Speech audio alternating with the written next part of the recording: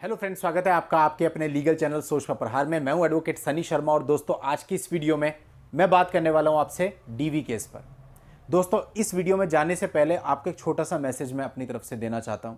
इसको बिल्कुल पॉजिटिवली लें।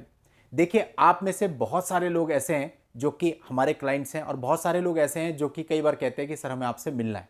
देखिए, हम भी आपसे मिलना चाहते हैं और आप सभी का हमारे यहाँ पर स्वागत है। लेकिन अगर आपको ये बताया जाता है कि भाई आपको 2 दिन या 3 दिन के बाद का समय पर्टिकुलर डे पे टाइम दिया जाता है कि इस टाइम पे हम मिलेंगे, तो प्लीज उसे एडमिट किया कीजिए। जिद मत किया कीजिए नहीं जी मुझे आज ही मिलना है या कल ही मिलना है। देखिए, ऐसा बिल्कुल भी ठीक नहीं है, क्योंकि अपने यहाँ पे सीधा सा मेथड है फर्स्ट कम फर्स्ट सर्व, यानी कि जो पहले अप्रोच करेगा उसका नाम ऊपर लिखा जाएगा, बाकियों का बाद में। और कई बार ऐसा देखा गया है कि लोग बैड इन्फ्लुएंस करते हैं, मीन्स वो दिखाने की कोशिश करते हैं कि हम पर्टिकुलर ओहदे पे हैं या अपनी जेब भारी है या फिर हम कोई पॉलिटिशियन है या फिर हम किसी और ओहदे पे है या वो मेरे धर्म वाले हैं और मेरी जात वाले हैं या फिर कोई और किसी भी आधार पे जोड़ करके अपना नाम प्रायोरिटी में रखना चाहते हैं। देखिए, ये मेरे लिए बिल्कुल पॉसिबल नहीं है, ना मैं इन सिद्धांतों पर काम करता हूं।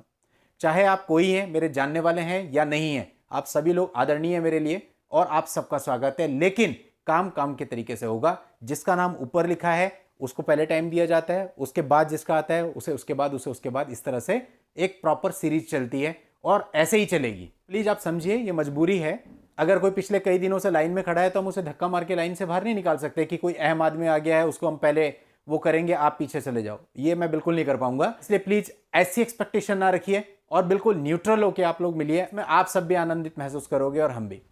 चलिए दोस्तों, अब हम टॉपिक पे आते हैं। डीवी का केस। डीवी के केस में होता यह है कि आप सबके ऊपर एक इल्जाम लगा दिया जाता है, आपने अपनी पत्नी के साथ डोमेस्टिक वायलेंस किया है, आपके घर वालों ने भी ऐसा ही किया है और आप सभी के नाम उसमें इन्वॉल्व कर दिए जाते हैं, आपसे कई प्रकार के रिलीफ मांगे जाते हैं।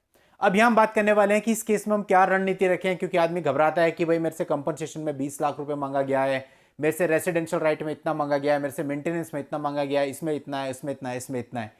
तो ऐसा जो केस होता है, ऐसे केस में जो आपका पूरा फोकस है वो केवल इस बात पे होना चाहिए कि इस प्रकार की कोई भी घटना आपके घर में कभी भी कारित नहीं हुई है। अब इसके लिए आप तरह तरह के एविडेंस कोर्ट को दे सकते हैं। जैसे कि कई बार होता है कि आप अपनी वाइफ को कहीं घुमाने ले गए, कई बार आपके पास ऐसे वीडियोज होते हैं जिसमें आपकी वाइफ बहुत खुश नजर आ रही है, कई बार और बहुत प्रकार की चीजें, बहुत प्रकार के एविडेंस होते हैं घर में अगर ऐसा वास्तव में नहीं हुआ है। कई बार होता है कि आपने अपनी वाइफ को बहुत अच्छी शॉपिंग कराई है, कई बार होता है आप उसको कहीं घुमाने ले गए हैं, उन सबके बिल्स आपके पास होते हैं। तो जाहिर सी बात है, जो आदमी इस प्रकार से करेगा, मारेगा, पीटेगा, मानसिक रूप से प्रताड़ित करेगा, वो उसको घुमाने भी नहीं ले जाएगा, वो उसको शॉपिंग भी नहीं कराएगा। अब ये तो पॉसिबल नहीं है ना कि आज मैं आपको शॉपिंग करा रहा हूं, कल की आप घटना दिखा रहे हैं मैं आपको मार रहा हूं, पीट रहा हूं, परसों मैं आपको घुमाने ले जा रहा हूं, उससे अगले दिन का आप दिखा रहे हैं कि इसने मेरे को मानसिक प्रताड़ना दी। ये किसी भी तरह से संभव नहीं है। कोर्ट भी इन सारी चीजों को समझती है। तो यदि आपके साथ भी ऐसा है कि इस प्रकार के झूठे घटनाक्रम दिखाए गए हैं, तो आप ये सारे प्रकार के एविडेंस रख सकते हो जिनसे ये साबित हो कि इस प्रकार की कोई घटना, यानी कि घरेलू हिंसा की कोई भी घटना आपके घर में कभी नहीं घटी है, आपने, आपके परिवार ने उस लड़की के साथ कभी भी इस प्रकार की घटना कारित नहीं की है। तो अगर आपके पास ये सारे एविडेंस है, आप एविडेंस रखिए, जिसका मकसद पूरे तरीके से ये होना चाहिए कि हमें कोर्ट को ये बताना है कि डीवी जैसी कोई भी घटना कभी नहीं घटी। और इस एक्ट के अंतर्गत जितने भी रिलीफ कोर्ट के द्वारा दिए जाते हैं वो केवल तभी दिए जा सकते हैं जबकि डीवी की कोई घटना घटी हो।